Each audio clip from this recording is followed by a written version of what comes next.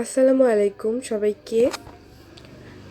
আজকে আমরা পড়ব ওয়াল্ডো এমারসনের সেলফ রিলায়েন্স নিয়ে যে টেক্সটটি আছে সেটির সামারি আমরা আজকে পড়ব। তো সেলফ রিলায়েন্স যে নাম এটির, তো এই শব্দটির মানে হচ্ছে আত্মনির্ভরশীলতা বা আত্মবিশ্বাস।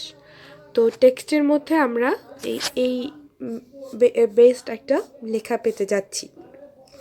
তো আমরা চলে যাচ্ছি টেক্সটের যে সামারিটা আছে সেটাতে। এখানে শুরুতে বলা হচ্ছে, শুরুর লাইনে বলা হচ্ছে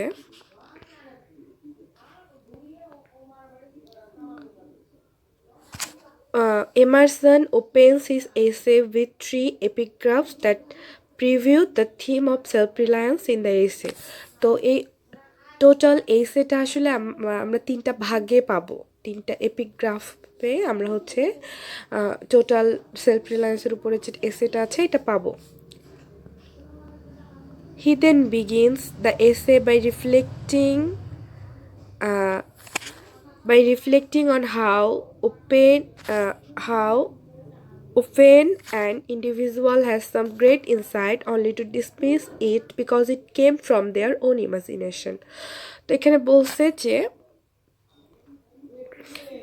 মানে রাইটার যে গল্পটা শুরু করেছে, সেটা শুরু করেছে, এটার মধ্যে আমরা একটা রিফ্লেকশন দেখতে পাবো।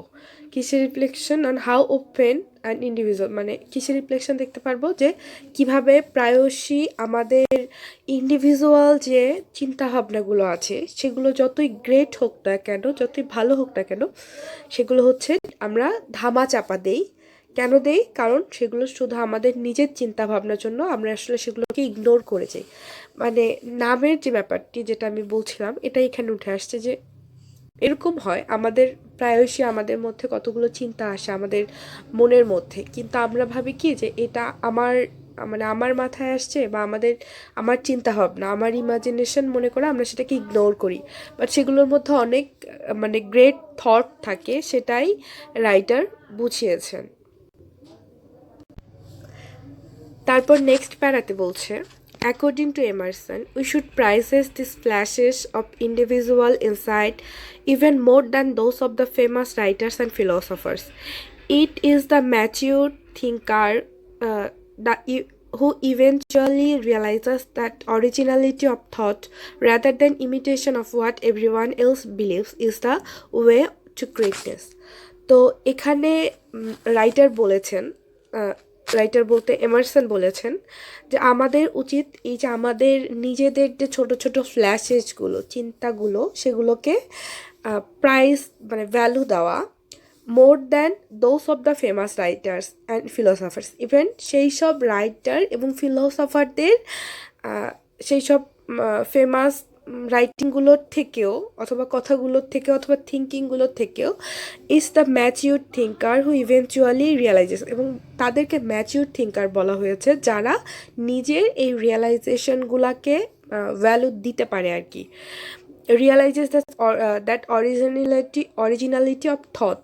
তো আসলে আমার মাথা থেকে যেই চিন্তাটা আসবে সেটাই তো অরিজিনাল একটা চিন্তা। তো এটাকে ইম্পর্টেন্স দিতে হবে। যারা এটাকে দিতে পারে, যারা এটার ভ্যালু দিতে পারে, তারা হচ্ছে mature thinker. Rather than imitation of what everyone else believes in the way to greatness. তো বলছে যে এমনকি ফেমাস ফিলোসফাররা বা রাইটাররা যেগুলো বলে গেছেন সেগুলোকে ইমিটেট করার থেকেও, অনুকরণ করার থেকেও, বাট সেগুলোকে তো আসলে সবাই বিলিভ করে, তো সেগুলোকে বিলিভ আমরা করতে পারি, কিন্তু ওটা হচ্ছে একজন নর্মাল হিউম্যান বিংয়ের কাছে। কিন্তু আমি যখন আমার চিন্তাটাকে প্রাইজ দিব, ভ্যালু দিব, বা আমার চিন্তাটাও শুনবো, এটাই হচ্ছে ওয়ে টু গ্রেটনেস। এটাই হচ্ছে আমার গ্রেটনেসের ওয়ে, এভাবে আমি গ্রেট হতে পারি। আমি যে সোসাইটাল রুলগুলো আমি ওইভাবে শুনছি, ওইভাবে পালন করছি, এভাবে আমি একজন নর্মাল হিউম্যান বিং হিসেবে সোসাইটিতে বাস করতে পারবো। কিন্তু আমি যদি গ্রেট কিছু হতে চাই, বড় কিছু হতে চাই, তাহলে আমাকে এটার ঊর্ধ্বে চিন্তা করতে হবে। তখন আমার নিজের চিন্তাটাকে আমার ভ্যালু দিতে হবে আর কি।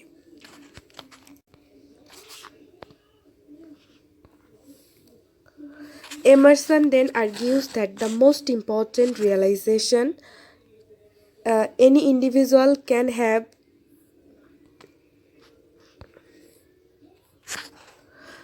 is that they should trust themselves above all others. তো এমারসন কি বলছেন যে ওনার ওনার আর্গিউ অনুযায়ী the most important realization any individual can have is that they should trust themselves above all others. তো সবার আগে তাদেরকে নিজেকে মানে নিজের ইন্ডিভিজুয়ালিটিটাকে ইম্পর্টেন্স দিতে হবে। এটা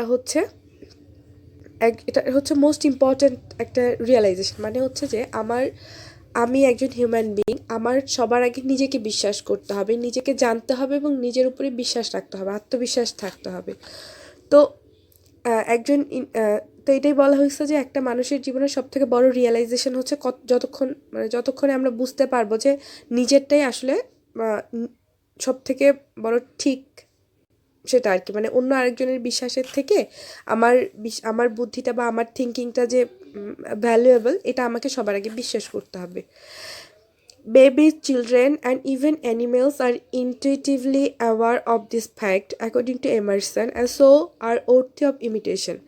তো এটা বলা হচ্ছে এখানে যে বেবিস মানে বাচ্চারা বা এবং পশু প্রাণী যারা আসলে পশু পাখি, তারা কি করে, তারা এই ব্যাপারটাতে খুব অ্যাওয়ার। আসলে এটা তো আমরা জানি যে বাচ্চারা যারা আছে তাদেরকে কোনো রুলস রেগুলেশন মেনে চলতে হয় না। তারা নিজের মনের কথাটা শুনতে পারে, তার যা ইচ্ছা করতেছে সে সেটাই করছে। তাকে ভাবতে হয় না যে আরেকজন কি ভাববে, সমাজ কি বলবে, এগুলো তাদেরকে ভাবতে হয় না। না কোনো পশু পাখিকে এগুলো নিয়ে ভাবতে হয়, না কোনো বাচ্চাকে এগুলো নিয়ে ভাবতে হয়। তো তাদের মধ্যে ওই যে নিজের চিন্তাটাকে স্টাবলিশ করার যে একটা ইন্টেনশন বা অ্যাবিলিটি, সেটা তাদের মধ্যে আমরা দেখতে পাই। Emerson sees self-reliance as a characteristic of boys too, with their independence, attitudes, lack of respect for authority, and willingness to pass judgment on everything they encounter. তো বলা হচ্ছে যে তুলনামূলকভাবে সেলফ রিলায়েন্সের ব্যাপারটা অনেকটা হচ্ছে ছেলেদের ক্যারেক্টারের সাথে যায়, বয়েজের ক্যারেক্টারের সাথে যায়। কীভাবে?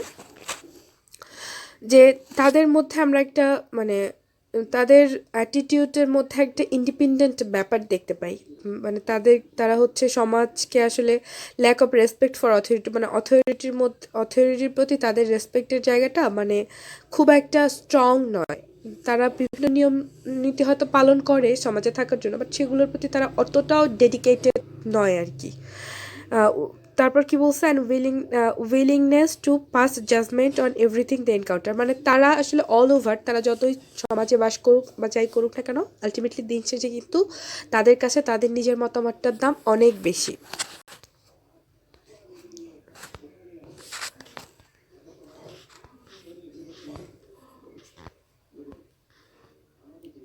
তো এখানে বলা হচ্ছে যে Emerson then shifts to a discussion to the relationship between the individual and society by nothing that when we are alone we can be like babies or children, but when we get out into the world, that little voice inside that carries out truth, our truth slips away. তো এখানে বলা হচ্ছে, আমি শুরুতেই বলেছি যে এই যে আমাদের টোটাল যে সেলফ রিলায়েন্সের টেক্সটটা আছে, এটা হচ্ছে 3টা পার্টি বিভক্ত। তো এতক্ষণ আমরা যেটা পড়লাম যে সেলফ রিলায়েন্স আসলে বলতে আসলে কি বোঝাচ্ছে, ওভারঅল সেলফ রিলায়েন্সের উপর একটা ডিসকাশন। তো এই যে সেকেন্ড এপিগ্রাফটাতে বা সেকেন্ড পার্টটাতে আসলে এখানে আমরা আলোচনা করব যে ইন্ডিভিজুয়ালের সাথে সোসাইটির যে একটা রিলেশনশিপ, সেটার ব্যাপারে।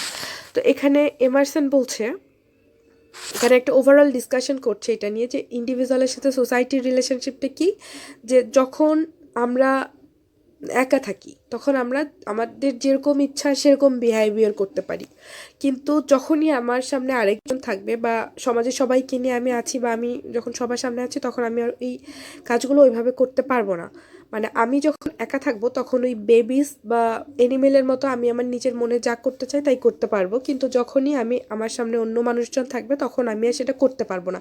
এবং শুধুমাত্র এইটার জন্য আমাদের অনেক থিঙ্কিং, সেগুলো আমাদেরকে